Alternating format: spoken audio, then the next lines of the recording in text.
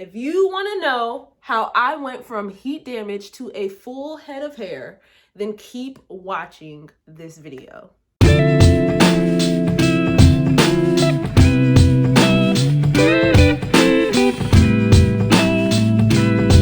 So hey you guys, welcome back to my channel. I am super excited today, girl, because we are getting into my journey from heat damage to this. All right, so hopping straight into this. First things first, go ahead and hit that subscribe button down below. We are on the road to 200 subscribers and I need your help to get me there. So go ahead and hit that button down below, and then also follow your girl on Instagram at SincerelyRayRay. I post more lifestyle and more natural hair content there, but more than likely I post everything. It's Instagram. So go ahead and follow your girl on the gram, and let's hop straight into this video. So basically, I want to talk about this journey from heat damage to this. My hair has never looked so full, more healthy. It's giving length and healthy natural hair vibes. Since the last time you've seen me, if you haven't seen that video on my channel, I did a 1 year kind of big chop journey video, and I'll post it in one of the cards above for you to click and view it. But basically in that video, I just talked about how I big chopped my hair and how it had grown out over a year. That was back in August, July or August when I filmed it, meaning a couple months ago because it's February. Since then, if you go look at that video and look at today's video, you will see how much my hair has grown, which is pretty amazing to me, to say the least. Especially, I've been really taking care of my own natural hair. Typically, let's just do this. How we got to the heat damage, girl. Your girl was getting her hair straightened. I was trying to, wear it straight, but also rock natural hairstyles. And like, for me, I just can't do that. I have to pick one. Either I'm gonna be 100% natural and be all in and probably never straighten my hair, or if I'm gonna straighten my hair, then I have to go regularly. Otherwise, my hair will start to break off. And that's just something I've noticed about my hair over time and time again from getting it cut. So, and I'll insert some pictures. I will wear my hair straight, I will wear clip-ins, and I will go regularly about every 2 weeks to get my hair done.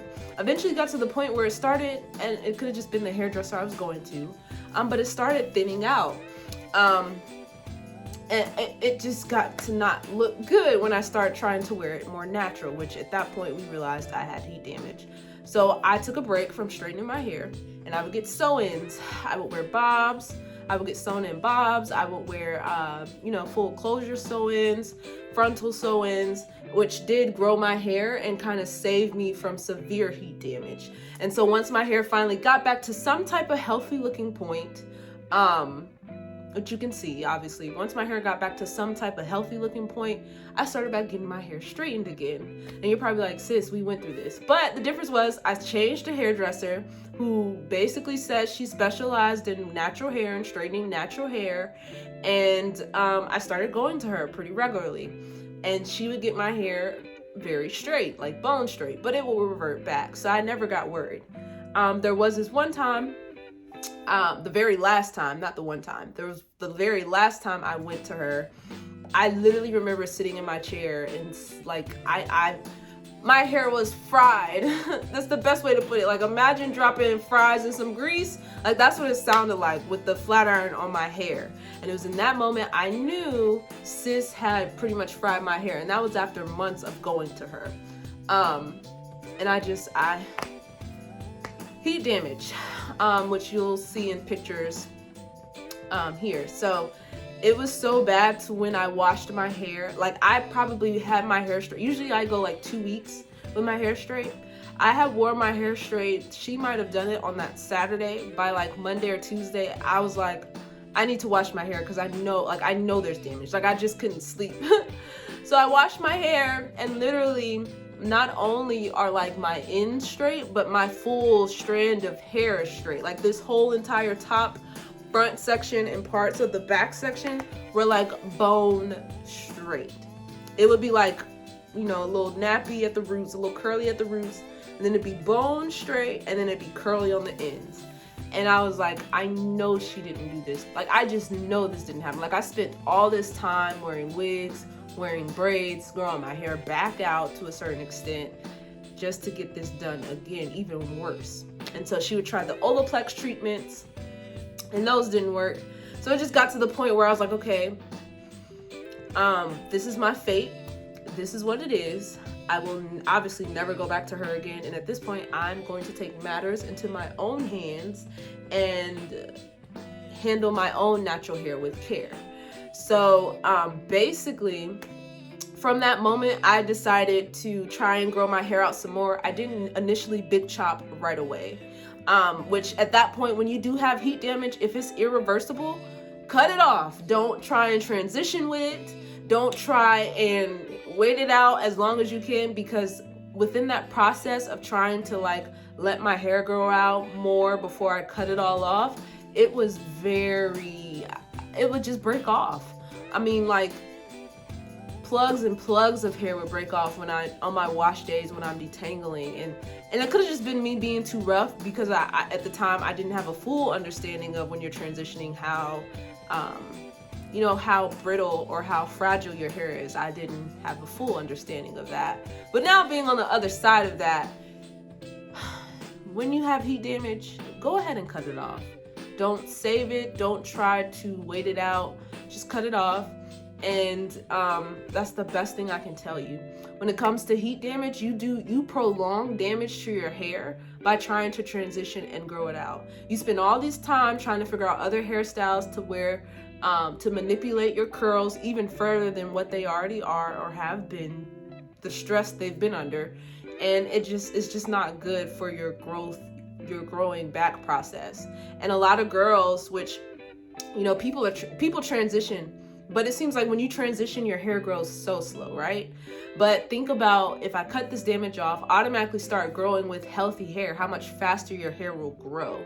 When you're transitioning, that dead hair, because pretty much you're just keeping dead hair on your healthy hair, starts to weigh down on your healthy hair, believe it or not, and then your healthy hair will start to break off. So you definitely don't want to, keep your heat damage attached to your hair at all. Let it go. And that's basically what I did. So it'll be 2 years this July coming up. So about a year and some change ago, I decided to big chop my hair. Now, I didn't cut it all off. I cut enough off to make me feel comfortable. The top part, like I said, it was only this much healthy hair in comparison to my back. And I was like, I don't want to chop all my hair off. So I did leave probably like this much of hair left in the front for styling purposes. I got it tapered cut, sort of tapered cut. The back was shorter than the top, but eventually it all caught up together and grew together. So yeah. So basically I got my hair cut like that, and then I realized I want to keep cutting off some more because I just don't want to waste time. It got tiresome trying to keep up with. My hair was pretty healthy, but like I still had straight ends at the top, and I was like, I'm sick of this. So basically I took it upon myself, which is also in one of my very first earlier on rough ghetto looking videos, best way to put it, so ghetto. I cut my hair myself. I didn't use hair shears. I used regular scissors. Don't do that. But I used regular scissors, and I just began to cut off all the straight pieces because I was so sick and tired of it. And immediately my hair looked better. It looked more full to begin with. And that was about 1.5 years ago. That was like December 2019. And so I got it cut in July. December 2019, I cut the rest of it off. And basically since December 2019, I have been working on my natural hair routines and growing my own natural hair. And I only do my hair. I do my trims. I don't straighten my hair, but I do blow dry it. And yeah, that's basically what I've been doing. I don't do wash and goes. I don't know why I don't do wash and goes, but I don't do wash and goes maybe because I don't like shrinkage.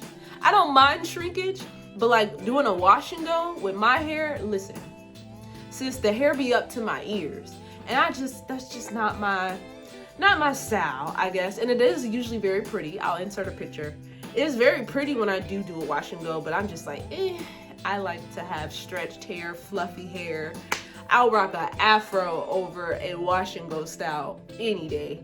So that's why I don't do wash and goes. However, Yeah, so since then I have been taking care of my own hair, and what I've come to realize is no one knows my hair better than me, and I've learned so much about my hair, and it surprises me how much it's grown. Like I know y'all see this. Like, there's no denying this. Like, I haven't seen my hair like this since I was a kid, in pictures.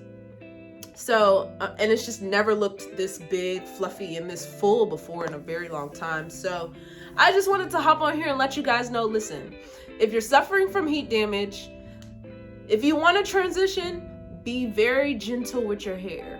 If you're one of those people that wants to hurry up and start, you know, growing healthy hair and seeing length, go ahead and chop it off. Like I said, when you're transitioning, you slow down that process, and you're also, you know, opening yourself up to more damage to your hair, which isn't good. So yeah, so that's all I have for you guys. Go ahead and check out my other videos.